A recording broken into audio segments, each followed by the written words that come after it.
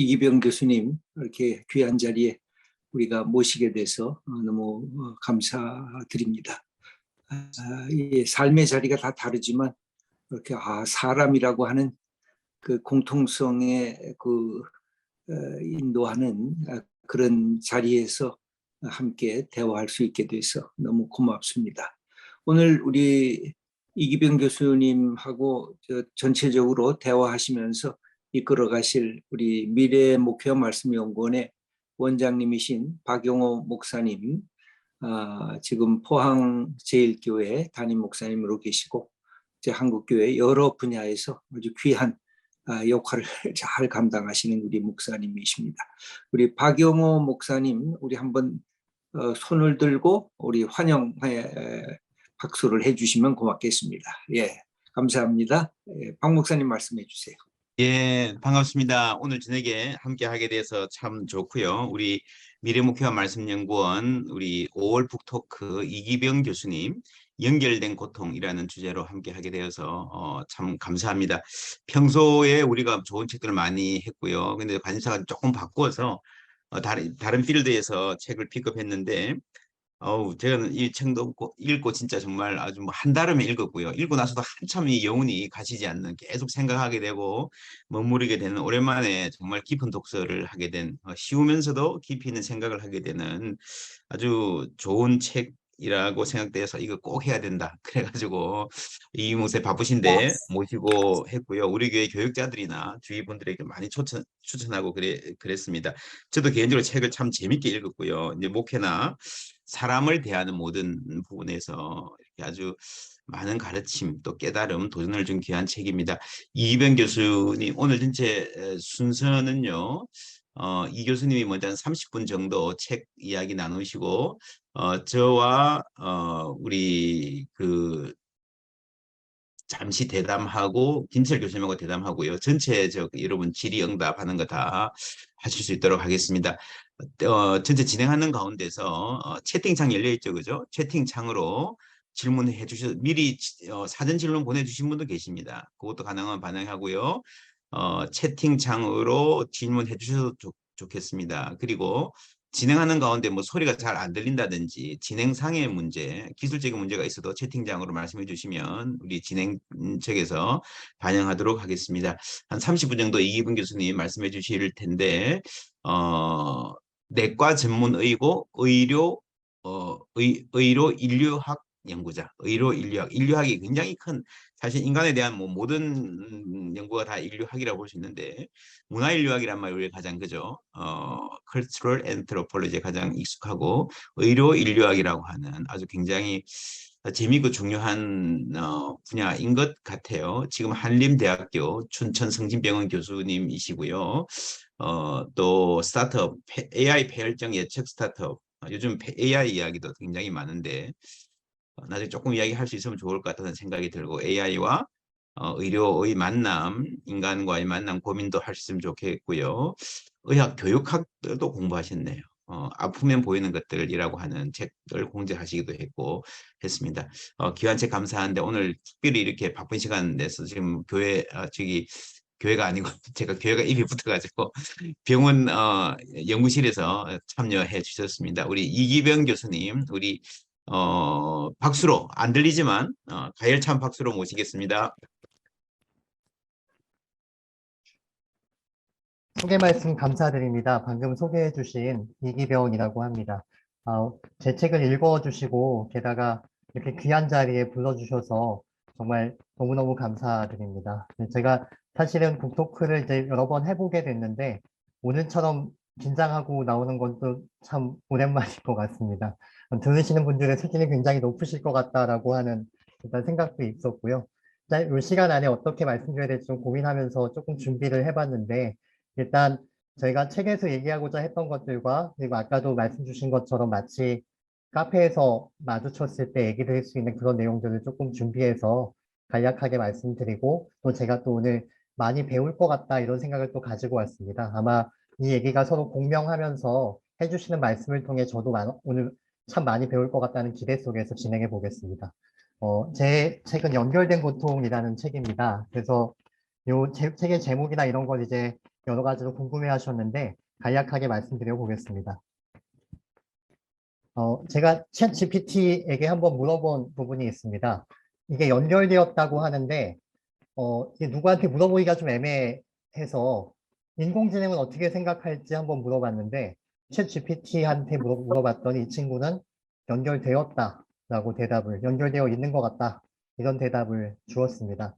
아마 출제자의 의도를 읽고 얘기한 게 아닌가라는 생각도 들고요.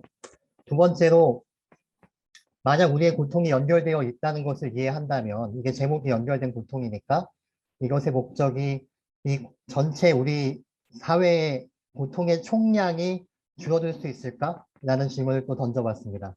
근데 챗 GPT가 이번에도 줄어들 수 있겠다. 아마 상식적인 수준에서 답을 준 것 같기는 합니다. 근데 인공지능을 통해서 이 책을 이렇게 한번 시작해봐도 되겠다라는 희망을 좀 들은 이야기였는데요.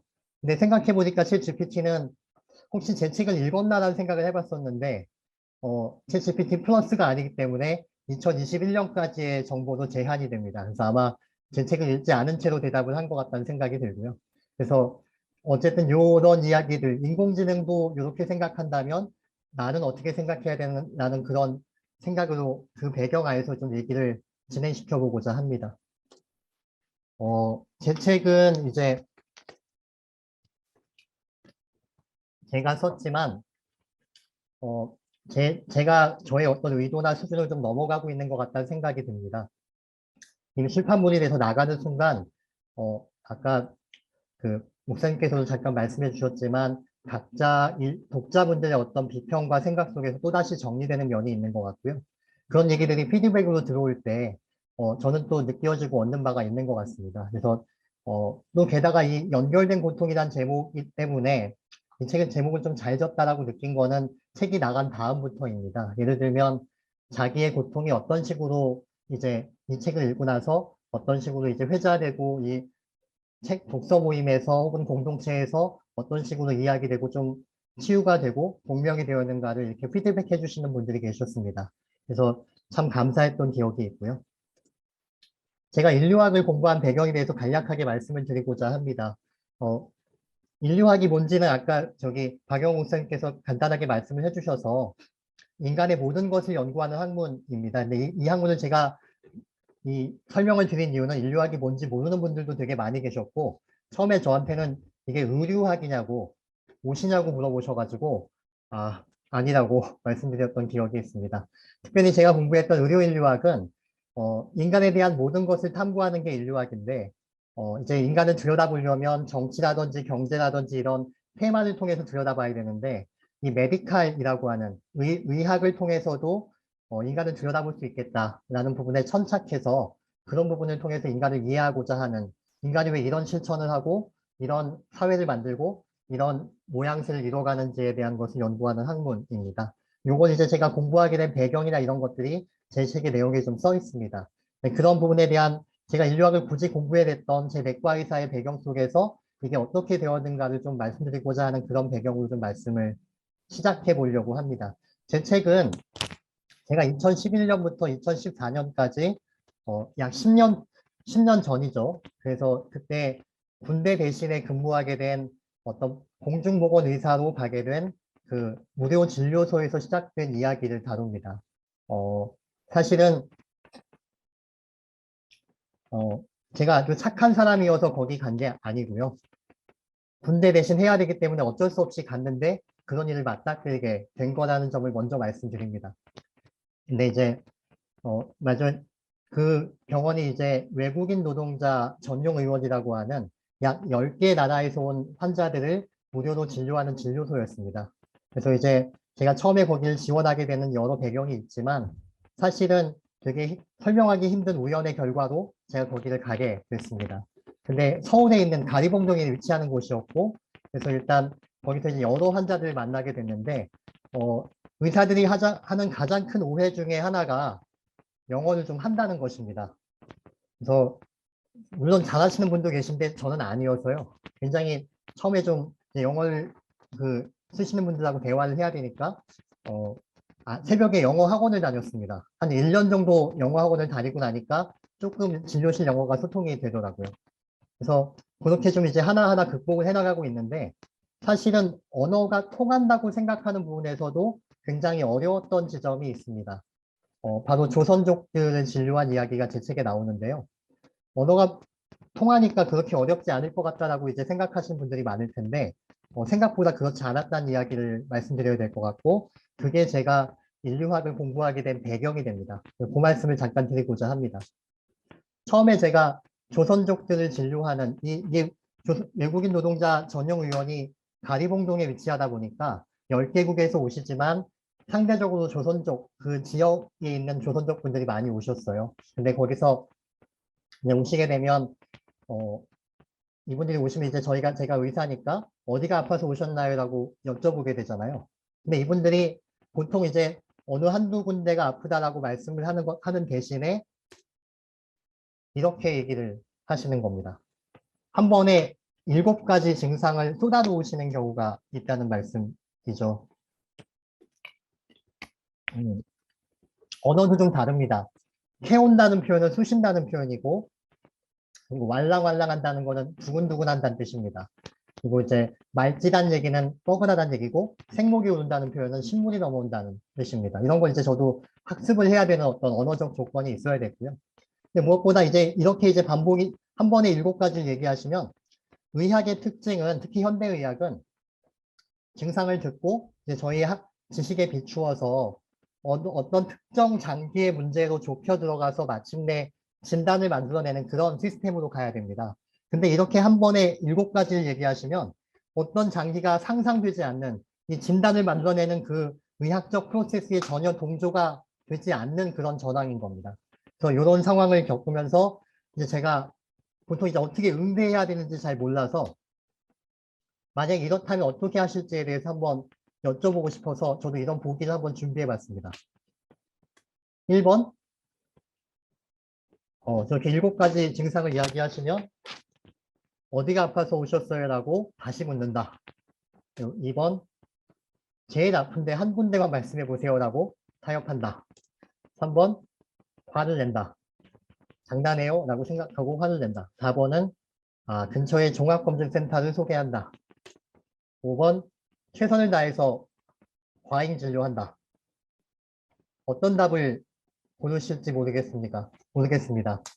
아마 제가 조금 제 강의에서 이런 보기로 물어봤을 때는 여러 현명하신 분들이 많이 계셔서 2번으로 대답하시는 경우가 되게 많았더라고요. 그래서 가장 합리적인 대답도 저는 2번이 아닐까라고 생각을 합니다. 근데 저는 개인적으로 저의 답은 이런 분들을 조선족 분들이 한두 분이 이런 게 아니고 굉장히 많은 분들이 이렇게 오셨기 때문에 저는 3번인 경우가 많았습니다. 화가 많이 났던 거죠. 왜 저한테 마치 뒤에 제가 이 외국인 노동자 병원에서 주로 하루에 봤던 평균 환자 수가 많으면 100명, 적으면 한 40명 정도였거든요. 100명씩 환자가 몰려오게 되는 상황에서 이렇게 7군데가 아픈 분들이 와서 자기 진단을 얘기하면 빠른 시일 내에 시간 안에 이 사람들 진단을 해줘야 되는데 이렇게 하기가 되게 힘든 거예요. 그래서 이렇게 하지 못하고 주로 이제 왜 이렇게 제대로 이해하지 못하고 이런 식으로 얘기를 할까라고 화를 내면서 그렇게 진료했던 경험이 많았습니다. 그래서 제가 제 책을 긴 후회의 기록이라고 적기도 합니다. 참 제가 성정이 메마른 사람이라는 것을 많이 느끼는 그런 시간이었습니다. 네, 이게 이런 이유가 있다는 말씀을 먼저 좀 드립니다. 제 책에 나와 있던 설명인데 조선족 환자들이 하나같이 이렇게 하셨던 이유 중에 하나가 이제 설명 가능한 지점이었다는 것을 제가 나중에 알게 됩니다. 바로 신체화라고 하는 부분인데요. 간단하게 말씀드리면 마음의 문제를 몸의 증상으로 표현하는 그런 논의입니다. 그래서 요것들에 관련돼서 이제 제가 인류학을 공부하게 된 배경으로 들어간 부분이 있는데 저한테 제가 있는 그 병원에 놀러 왔던 제 후배인 인류학자이자 의사인 친구가 저한테 이런 제가 조선족들 진료하다가 힘들다는 얘기를 했더니 저한테 논문을 한 편 주셨어요. 근데 그 논문에 이런 내용들이 나와 있었습니다. 조선족들의 신체화와 관련된 문제에서는 문화 대혁명과 연관된 논의가 있었다는 것을 제가 알게 된 겁니다. 이게 뜬금없이 이런 얘기가 왜 나오실까 되게 의아하게 생각하실 텐데요. 1966년부터 76년까지 중국에서는 컬처 레볼루션이 있었습니다. 잘 아시는 것처럼 마오쩌둥이 이제 홍위병들을 동원해서 자기의 혁명을 관철시키기 위해서 이제 상산 하향 운동 이런 것들을 이제 도시에 일으킵니다. 아주 쉽게 말하면 서울의 도시에서 교사로 근무하던 사람이 인민의 명령이다라고 하는 어떤 동원에 의해서 하루아침에 저 산간지방에 가서 밭을 개간해야 되는 그런 업무에 종사하게끔 만드는 굉장히 비상식적인 동원 명령이었습니다. 이런 거를 동원되는 요 시기에 중국의 상황들은 만약 이것을 거절하거나 이 혁명에 동참하는 것을 이제 당연히 뭐 여기에 하기가 쉽지 않을 거니까요. 여기 이제 동참하기 힘든 사람들이 이건 두렵고 불안해서 난 못해라고 얘기하는 순간 갑자기 이제 너는 혁명에 어울리지 않는 인물이야 라는 낙인이 찍히면서 이것을 거절하지 못하게 되는데 만약에 이것을 거절할 때 어떤 내가 이걸 불안하거나 힘들거나 마치 내가 원치 않은 곳으로 원치 않는 사람들과 원치 않는 삶을 살아가야 되는 그 맥락에 도저히 내 마음이 동조할 수 없어서 불안하다거나 뭐 마음이 힘들다거나 이런 정신적인 문제로 토로하게 되면 바로 사회적 낙인이 찍히는 사회여서 이들이 이것을 여기서 탈출하는 유일한 방식이 마음의 문제가 아니라 몸의 문제로 몸이 아프다라고 표현하는 방법밖에 없었던 겁니다. 그래서 이 사람들은 마음의 문제를 토로하는 대신에 몸이 아프다고 얘기했던 그런 문화적 시기를 거칩니다. 그래서 이 시기에 중국에서는 이 신체화라고 하는 장애의 진단명이 굉장히 늘어나는 그런 시기를 겪습니다. 이게 약 40년 전에 일어났던 일이죠. 이 상황에 조선족들도 소수민족으로 중국에 있었고 소수민족이기 때문에 더 차별받았다는 기록들이 있습니다. 이들이 이 똑같은 신체화 장애를 그 40년 전에 겪었는데 문제는 이분들이 40년이 지나서 대한민국의 방문 취업제가 열린 게 2007년입니다. 그러면 우리나라의 이주 노동자로 취업해 왔을 때도 원치 않는 곳으로 가서 원치 않는 사람들과 원치 않는 노동을 하는 당시의 트라우마가 마치 재현되는 것 같은 그런 상황을 겪은 건 아니었을까라는 생각에 한번 제가 들어가게 된 겁니다. 그렇다면 저한테 와서 7가지 아프다고 얘기했던 그 증상 중에 몇 개는 정말 증상이겠지만 그 나머지 많은 것들 중에 일부는 신체화 때문에 일어나는 것이 아닐까? 여기 동포임을 기대하고 한국에 왔지만 저희가 조선족들을 외국인 노동자로 대하면서 일어났던 어떤 차별이나 하대 같은 것들이 트라우마로 다가오면서 40년 전에 그때 겪었던 그런 식의 문제들이 지금 마치 재현되는 건 아닐까라는 생각을 한번 해보게 된 겁니다.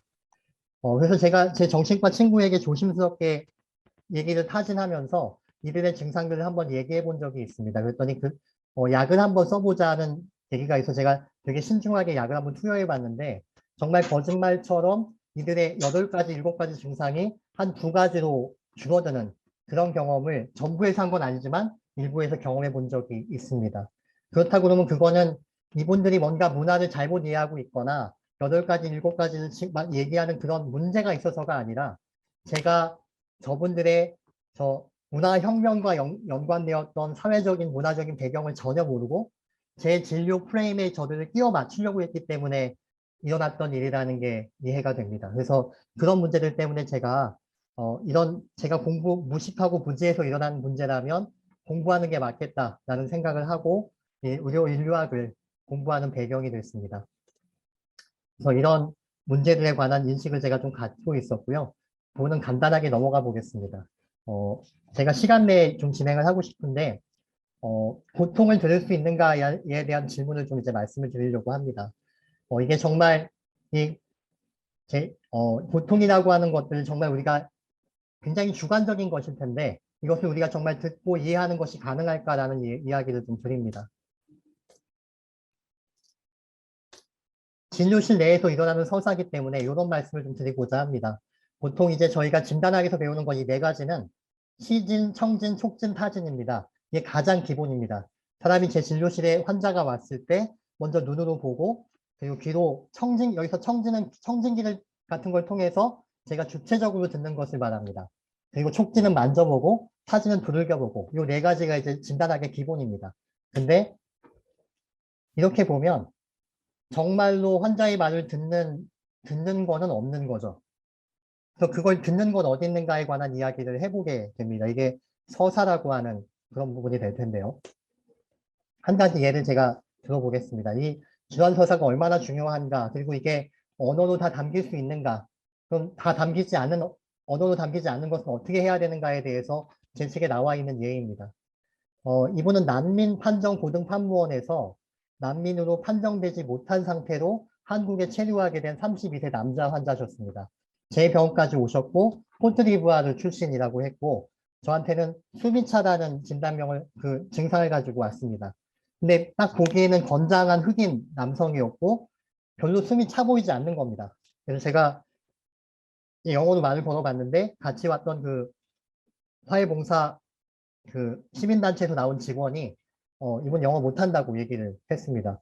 한국어도 당연히 못하는 상황이었고 자꾸 제가 뭘 얘기하면 위 이런 식으로 불어를 사용해서 코트디부아르가 프랑스형이었으니까 불어가 되나 보다라고 생각하고 제가 당시에 이제 단체 한 군데랑 연결을 해서 이분과의 전화 통역을 구했습니다. 왜냐하면 당시에는 뭐 팝하거나 구글 번역기가 없었거든요.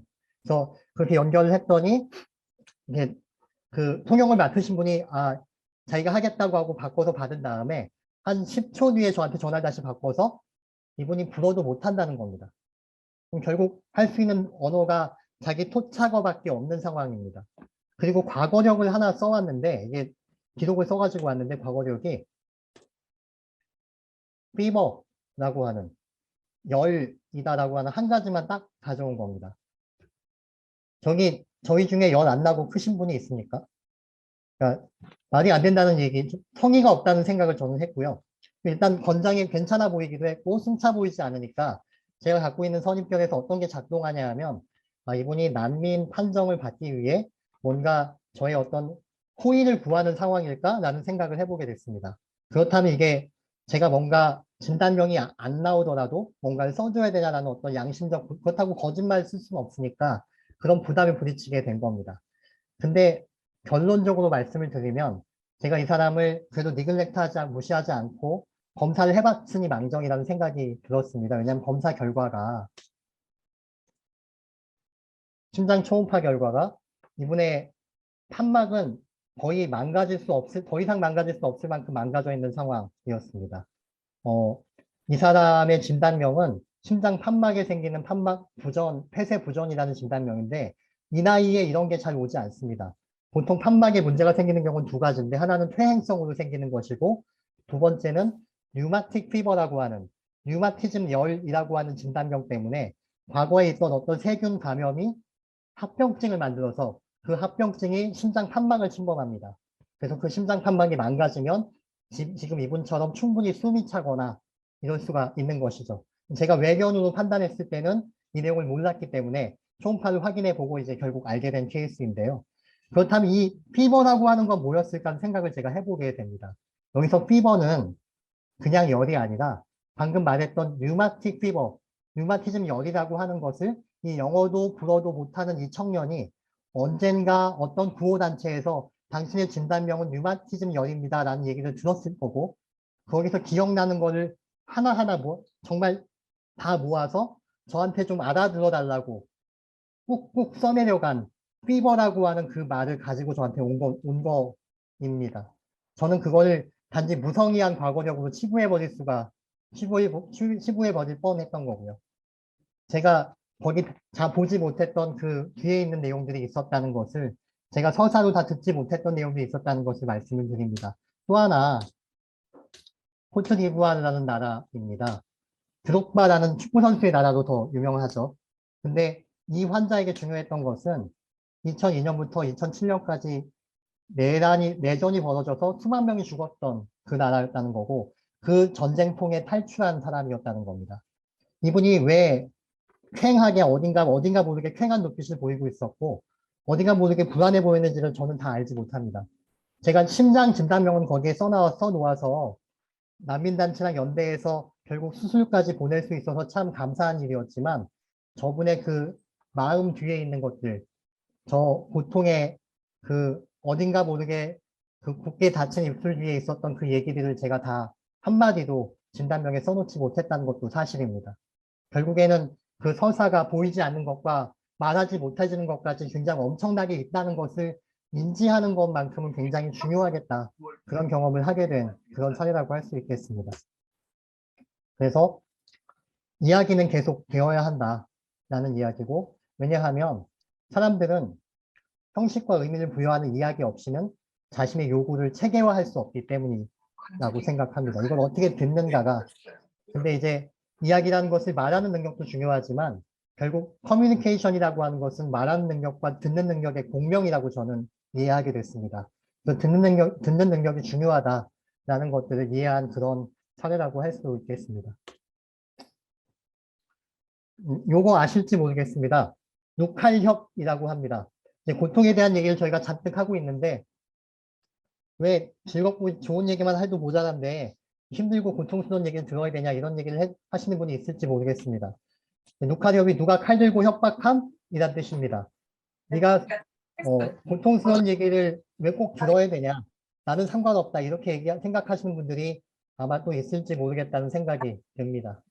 그래서 이런 분들에게 저는 고통이 왜 중요한가, 그리고 이 이야기가 왜 중요한가, 왜 들어야 되는가에 대한 얘기를 간단하게 말씀드리고자 합니다. 제 책에 나오는 이야기를 이런 얘기들에서 이제 관통되는 말씀일 것 같은데요.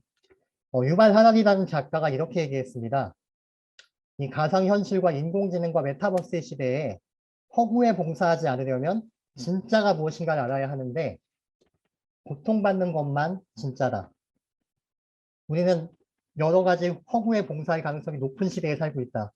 예를 들면 제우스 신전이 불타내린다고 해도 제우스는 고통받지 않는다. 은행이 파산한다고 해서 은행이 고통을 느끼는 것은 아니다. 하지만 병사가 전투에서 총을 맞으면 고통을 느끼고 주식시장에서 재산을 잃게 되면 고통을 느낀다. 다시 말하면 실제 하는 것만 고통을 느끼기에 고통을 느끼는 것들의 존재 양식이 정말 중요하다는 얘기를 앞으로 계속 해야 한다라는 얘기를 하는 겁니다. 인류세 시대입니다. 우리는 이 환경 파괴와 기후 위기의 시대를 살고 있는 것 같습니다.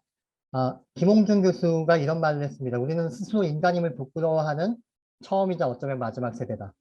홍적세에서 인류세로 넘어온 게 얼마 안 됐습니다. 이제 인류가 이 시대의 마지막을 종착을 찍을 수도 있겠다라는 얘기를 지질학자들이 먼저 하게 된 것 같습니다. 인간에 대한 조건을 얘기할 수밖에 없다고 생각합니다. 우리가 왜 인간인가에 대한 이야기를 해야지만 되는 그런 부분에서 우리가 중요해지는 부분인데 수잔 손택이 했던 이야기입니다. 고통을 느낀다면 당신은 살아있다는 뜻이고 타인의 고통을 감각한다면 비로소 우리가 당신이 인간이라는 뜻이다. 이건 프리모 레비가 했던 이야기입니다. 서로 다른 가정에서 출발했을 때조차 우리가 고통의 경감 혹은 해소라고 하는 기묘한 의무에 이른다는 사실은 이상하지만 아름답다. 마지막 이야기를 한 번 더 말씀드리면 저는 이렇게 생각합니다. 김홍준 교수의 책입니다.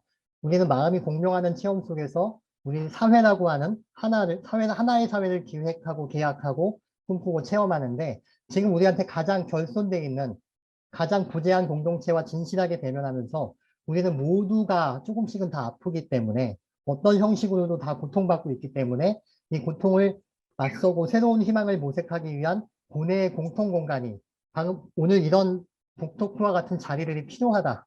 이런 얘기를 하고 있는 지점입니다. 저는 그래서 우리가 고통스러운 얘기를 듣고 해야 된다고 생각합니다. 제 책의 이야기로 잠시 돌아오겠습니다. 제가 10분 정도 남은 것 같은데 맞습니까? 네, 그러면 예, 맞습니다. 조금 자유롭게 하셔도 될 것 같습니다. 하시고 싶은 이야기 카페톡이라 생각하시고 예. 예, 알겠습니다. 감사합니다. 제 책 이야기로 잠깐 돌아와서 제 책의 에피소드 중에서 하나를 더 말씀드리고자 합니다.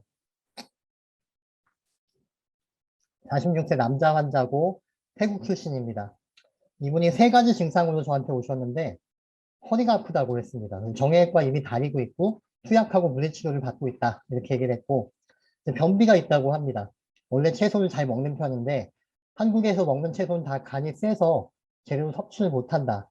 파이버 다이어트가 잘 안 되니까 변비가 생겼다 이렇게 얘기하는 것 같아서 제가 변비약을 처방했던 케이스입니다.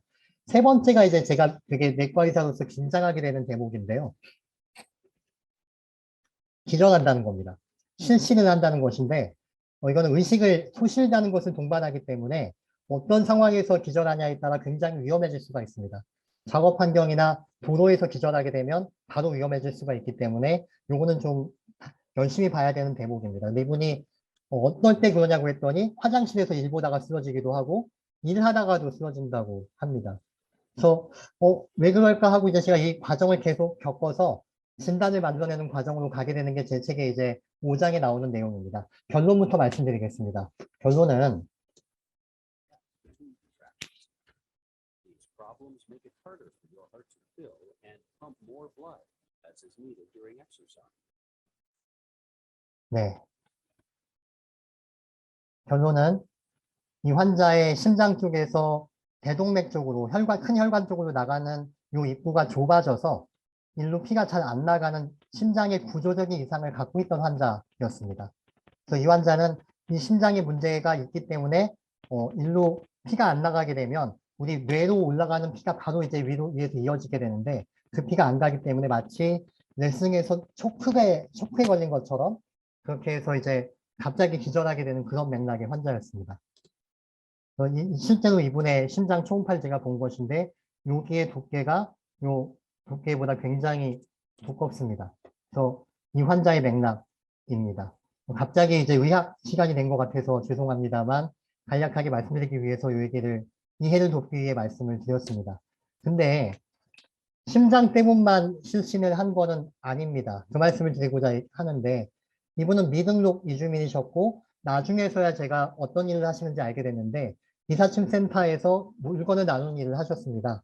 그래서 이것 때문에 일을 하다가 허리를 다쳤고 계속 이 일을 해야 되기 때문에 정형외과 치료를 받으면서 이제 코어 근육을 사용하는 법을 배웠습니다. 이걸 어떻게 하는 거냐 하면 대개 배에다가 힘을 주고 들어 올리는 방법입니다. 근데 이렇게 배에다 힘을 주는 행위는 기본적으로 복압을 올리기 때문에 심장으로 들어가는 피를 적게 만듭니다. 심장으로 들어가는 피가 적어지면 심장으로 나가는 길도 좁은데 들어가는 피가 적어지면 더 실심이 잘 일어나게 됩니다. 두 번째는 이것도 변비가 또 있었다고 하셨죠. 변비 때문에도 변비의 맥락은 이제 한국에서 이주노동을 하는데 이 파이버 다이어트가 잘 안 됐기 때문입니다. 그래서 이것도 복압을 증가시키는 일이었고 실신을 유발시키는 일이었습니다. 게다가 화장실을 적게 가기 위해 물을 적게 드셨습니다. 탈수가 일어나는 것도 이 실신을 악화시키는 요인입니다. 심장의 구조적 이상이 있는데 이 앞에 이주노동의 맥락 때문에 이런 위험 요소들을 수집하듯 자신의 삶에 배치했던 것이고 이것 때문에 이제 실신이 계속 일어났던 것이죠. 그리고 이런 정형외과, 내과, 신경과, 신경외과, 내과를 5번이나 거치면서 마지막에 제가 비로소 이 진단을 하는데 이 앞서 진단했던 다른 의사들이 다 완전히 틀린 진단을 한 것은 아니지만 이 사안 전체를 관통하는 완전한 진단을 내린 것도 아니었습니다. 충분한 시간과 돈을 갖고 있지 않은 이주노동자에게 이렇게 분절적인 시행착오가 과연 불가피한 일이었을까 그런 질문을 하게 되는 케이스입니다. 근데 이런 문제를 그럼 어떻게 해결해야 될까요? 저는 이런 초점을 유지하는 힘이 필요하다고 생각하는데 의료에서도 이런 힘이 필요합니다. 근데 이게 저 혼자 힘으로 되는 것은 아니고 어떤 사회적 관심이나 어떤 수준의 합의가 이루어졌을 때 가능하다고 저는 믿습니다. 이런 얘기를 저는 돌봄이라고 하는 키워드로 요약하는데요. 이렇게 되는 환자들을 여러 파편화된 것처럼 보이지만 다중적인 질병의 존재를 갖고 있는 환자를 끝까지 응시하면서 제대로 돌보려고 하는 의료가 그런 집중력을 갖고 있다고 얘기하는 장면이 있습니다. 이 돌봄이라고 하는 게 전반적으로 중요하다는 생각이 듭니다. 네, 의료와 돌봄을 얘기 드리는 장면이 조금 나와서 이 부분을 이제 말씀드리고자 해서 이 사례를 준비했는데요. 아마 돌봄과 의료에 대해서 케어와 큐어에 대해서 잠깐 말씀드리고자 합니다. 케어가 있고 여기 큐어가 있습니다. 저는 이걸 어떻게 생각하냐 하면 큐어가 굉장히 작은 케어의 일부라고 생각합니다. 다시 말하면 이런 돌봄 의료를 행하게 되는 어떤 상황이 되려면 전반적인 사회적인 어떤 거버넌스나 의료의 어떤 정책이나 제도가 그리고 사회적 합의의 수준이 돌봄이라고 하는 것을 중요하게 하는 맥락으로 이미 이해되고 있을 때 이런 돌봄 의료가 가능해진다라는 말씀을 드리고자 했습니다. 돌봄에 대한 이해가 높아지는 게 필요하다는 말씀을 제가 마지막으로 드리려고 했습니다. 그런 얘기들이 이제 제일 마지막 제 논의가 될 것 같고요. 이런 질문을 드립니다. 돌봄의 사회적 논의가 왜 중요한가? 제가 아마 오늘 얘기하고 있는 제일 마지막 테마가 될 것 같은데, 의료에서 돌봄이 중요하다면 이 돌봄이 확장되는 이런 패턴이 결국 필요하게 되고, 이게 사회라고 하는 어떤 합의의 수준에서 이루어져야 한다라고 저는 생각합니다. 이 질문을 이제 각자 드렸으면 좋겠지만, 먼저 여기에 대한 질문을 좀 구체화하면, 돌봄은 누가 받는 것인가라는 질문으로 저는 조금 더 바꿔볼 수 있다고 생각합니다. 이렇게 바꿔본 질문에 대한 대답이 중요한데, 대개 제가 보기엔 돌봄은 뭐 꼭 아픈 사람이라던가 아니면 이제 돌봐지는 자, 이제 그 간병이 필요한 사람이나 아니면 어린 아이나 아니면 노모를 돌보고 있거나 이런 식의 돌봄 역학에 가담해 있는 사람들의 논의로 환원되는 경향이 있다고 생각합니다. 그런데 사실은 그렇지 않습니다.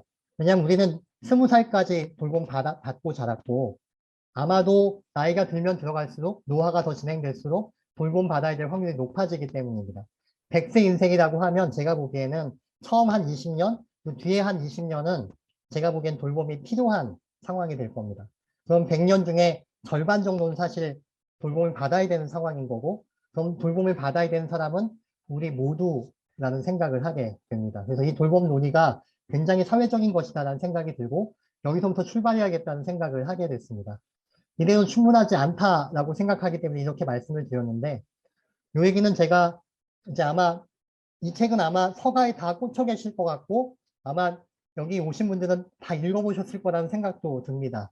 저희 마이클 샌들의 정의란 무엇인가라는 책에 대한 얘기가 나오는데 거기에 이제 5장과 6장에 대한 얘기가 잠깐 나옵니다. 거기서 이제 6장이 존 롤즈라고 하는 정치 철학자의 이야기를 다룹니다. 거기서 이제 정의로운 사회라고 하는 지금 서구 사회의 시민 사회를 정초했던 원칙으로 두 가지를 이야기하는데 한 가지가 자유와 평등의 원칙이고 두 번째가 차등의 원칙입니다. 자유의 평등의 원칙은 말 그대로 시민사회 구성원 모두가 자유롭고 평등하다라는 것이고 두 번째는 만약 불평등이 존재할 수밖에 없다면 그 불평등에서는 최소 수혜자에게 최대의 혜택이 돌아가게끔 설계되어야 한다라고 하는 얘기입니다. 롤지안들이 굉장히 많기 때문에 이 에갈리타리아 리버럴리즘, 평화주의, 옹호적 자유주의자들이 저는 한국에도 굉장히 많다고 생각합니다. 그래서 이런 논의들이 굉장히 중요하게 이해되고 있고 실제로 우리가 사회에서 이렇게 상상하는 부분이 있다고 생각합니다. 근데 중요한 지점은 제가 여기서 드리고 싶은 말씀은 돌봐지는 자와 돌보는 자의 역학이 여기 빠져 있다는 말씀을 드리고자 하는 것입니다. 쉽게 말하면 자유롭고 평등하지 않기 때문입니다. 한 가지 예만 들겠습니다. 엄마와 아이가 동시에 아프면 엄마는 아이를 돌보기 때문에 아이가 먼저 치료받아야 되기 때문에 자기 치료를 미룰 수밖에 없는 맥락이 됩니다. 다시 말하면 자유롭고 평등한 상황이 아니라는 것이죠. 그리고 우리가 자유롭고 평등하다면 장애인의 논의, 그리고 그 장애인을 돌보는 사람들의 논의가 자유롭고 평등할 수 있는 사회 내에서 어느 정도 반영이 돼야 됩니다. 그런데 그런 얘기가 이 사회에서 전혀 반영되고 있지 못하는 부분이 있죠.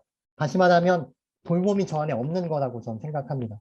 우리가 돌봄 논의가 충분하지 않다라고 하는 것을 인식하는 게 제가 보기에는 돌봄 의료라고 하는 차원을 상상하기 이전에 먼저 상상되어야 된 지점이다라고 이해돼서 그런 말씀을 드리고자 했습니다. 이런 사회적인 논의는 제가 보기엔 굉장히 중요한데요. 제 진료 현장에서도 그렇습니다.